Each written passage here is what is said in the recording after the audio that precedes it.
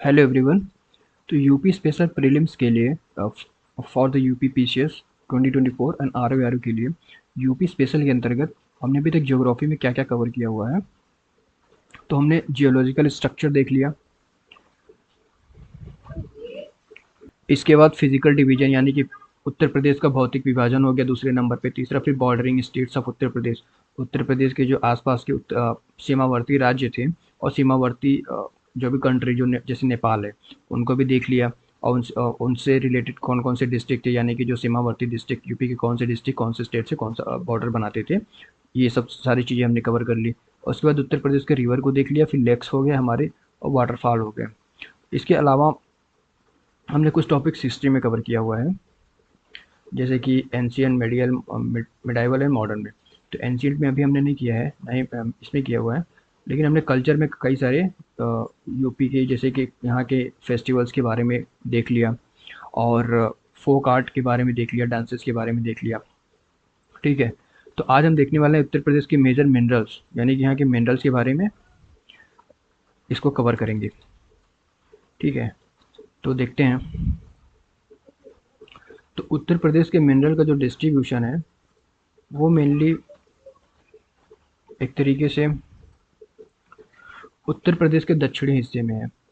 दक्षिणी हिस्से यानी कि क्यों क्यों है, क्योंकि ये उत्तर प्रदेश का दक्षिणी हिस्सा, जैसे मैप में देखिए तो ये जो यूपी का सदर्न पोर्शन है, जैसे यूपी का मैप हो गया, तो ये वाला हिस्सा और ये वाला हिस्सा इसको बोलते हैं बुंदेलखंड। ठीक है। और इसको बोलते हैं बघेलखंड। ये हमारा हो गया बुंदेलखंड। इनमें जो जो डिस्ट्रिक्ट्स आती है जैसे ललितपुर, झांसी और इसके साथ महोबा, हमीरपुर, जालौन और इसके अलावा बांदा। इस तरीके से चित्रकूट आएगा, फिर इसके बाद कौशाम्बी, प्रयागराज, मिर्ज़ापुर। ये वाला रीजन बघेलखंड का रीजन है।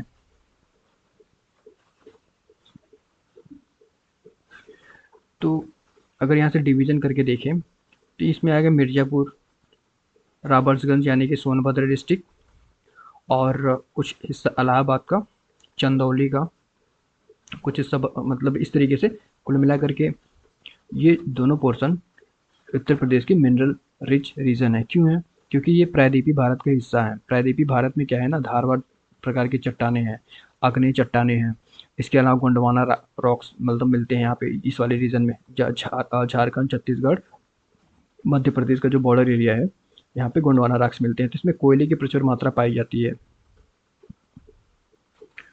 तो इस प्रकार उत्तर प्रदेश में जो भी धात्विक और अधात्विक यानी कि मेटालिक और नॉन मेटालिक मिनरल्स जो भी मिलते हैं, उनका ज़्यादातर हिस्सा इन्हीं बुंदेलखंड और बघेलखंड रीजन से ही आता है। क्यों आता है मैंने बता दिया। अब इनका डिस्ट्रीब्यूशन देख लेते हैं डिस्ट्रिक्ट वाइज, कौन कौन सी इंपॉर्टेंट मिनरल्स हैं।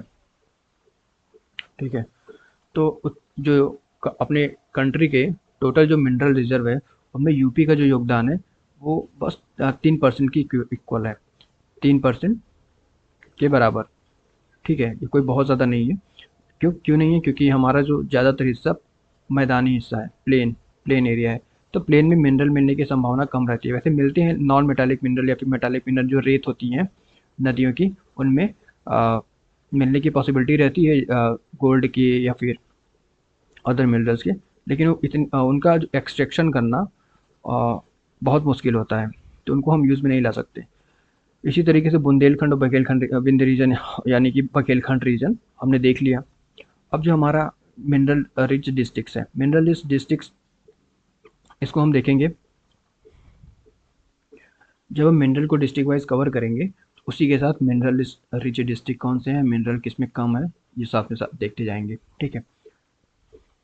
तो major minerals in the region यानी कि मुख्य खनिज और उनके क्षेत्र कौन कौन से हैं। तो इसमें देखते हैं। सबसे पहले हमारा लाइमस्टोन है। तो लाइमस्टोन के उत्पादन सब कहाँ से उत्पादित किया जाता है? मिर्ज़ापुर से और सोनभद्र डिस्ट्रिक्ट से। क्यों? क्योंकि मैंने बता दिया ना, ये भी प्रायद्वीपीय भारत के हिस्सा हैं, तो इनमें मिनरल मिलने की संभावना ज़्यादा रहती है। खासकर नॉन मेटालिक मिनरल्स ही मिलते हैं। उसी तरीके से कोयला भी सोनभद्र में मिलता है। क्यों मिलता है? क्योंकि वहाँ पे गोंडवाना चट्टानें हैं। बॉक्साइट कहाँ पे? बांदा, चंदौली और सोनभद्र में। ठीक है, बॉक्साइट का हो गया। इसी तरीके से डोलोमाइट, डोलोमाइट कहाँ पे, ये भी मिर्ज़ापुर और सोनभद्र में। ज़्यादातर मिनरल्स मिर्ज़ापुर और सोनभद्र में ही प्राप्त होते हैं। रीज़न वही गोंडवाना चट्टानें और प्रायद्वीपीय भारत का हिस्सा। इसी तरीके से जिप्सम हमीरपुर और झांसी यानी कि बुंदेलखंड रीजन में मिलता है।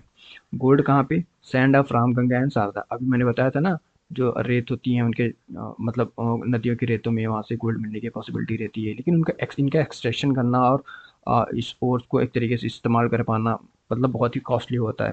तो इस वजह से इसको अवॉइड किया जाता है और जो नॉर्मल तरीके से जो एक्सट्रैक्शन होता है उसी को ही फॉलो किया जाता है। यूरेनियम कहाँ पे, ललितपुर में। यूरेनियम का उत्पादन ललितपुर में किया जाता है, ये इंपॉर्टेंट है।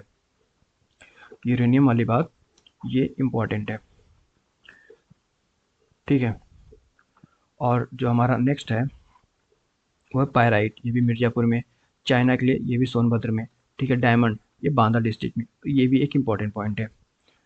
अ, मतलब डायमंड कहाँ पे, बांदा डिस्ट्रिक्ट में, ठीक है। तो हमें दो इंपॉर्टेंट पॉइंट्स मिल गए, बाकी सब नॉर्मल से मिर्ज़ापुर और सोनभद्र में। इसी तरीके से मार्बल, लाइमस्टोन मिर्ज़ापुर में और सोनभद्र में था, तो इसी तरीके से मार्बल भी मिर्ज़ापुर और सोनभद्र में। अब कुछ नॉन मेटालिक मिनरल्स यानी कि गैर अधात्विक खनिज के बारे में देख लेते हैं, जो काफ़ी मतलब अधात्विक हमने अभी देखा ही, लेकिन कुछ इंपॉर्टेंट है जो अक्सर एग्जाम्स में पूछे जाते रहते हैं। जैसे रॉक फॉस्फेट हो गया, रॉक फॉस्फेट बांदा और ललितपुर में।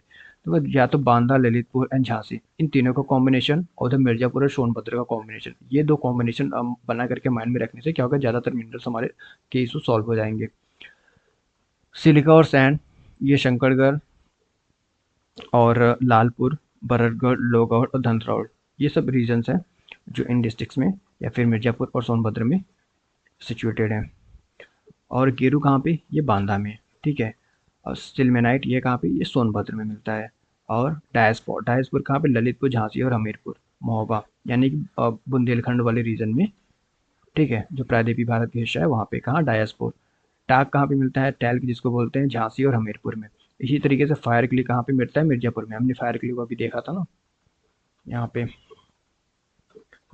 और ये चाइना के लिए था, फायर क्ले नहीं। और फायर क्ले मिर्जापुर में और चाइना के लिए सोनभद्र में। तो उसके बाद हमारा जो नेक्स्ट है पॉइंट, तो मेजर माइनिंग रीजन, जाहिर सी बात है जहाँ मिनरल मिल रहे हैं माइनिंग रीजन भी वही होंगे, लेकिन इस पर क्वेश्चन पूछता नहीं है।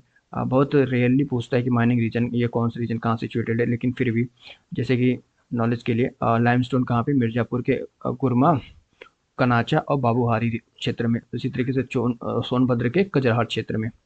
और कोयला कहाँ पे, ये सोनभद्र के बीना, काकड़ी, खड़िया और कृष्णशिला क्षेत्र में मिलता है, ठीक है। कोयल मतलब उसका इनका जो कोल की माइनिंग सेंटर्स है वो ये बीना, काकड़ी, खड़िया और कृष्णशिला। इसी तरीके से बाक्साइड बांधा और चंदौली सोनभद्र में, ठीक है। और जिप्सम हमीरपुर और झांसी में। तो ये हमारे हो गए यूपी के मिनरल्स, ठीक है।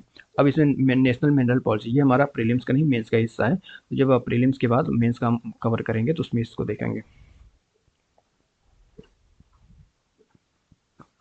इस तरीके से हमने उत्तर प्रदेश के मिनरल को भी कवर कर लिया। अब जो हमारा नेक्स्ट वाला होगा वो होगा उत्तर प्रदेश के सॉइल के बारे में, यानी कि इसकी मिट्टी के बारे में, ठीक है। तो उत्तर प्रदेश के सॉइल को हम नेक्स्ट वीडियो में कवर करेंगे यूपी स्पेशल के अंतर्गत।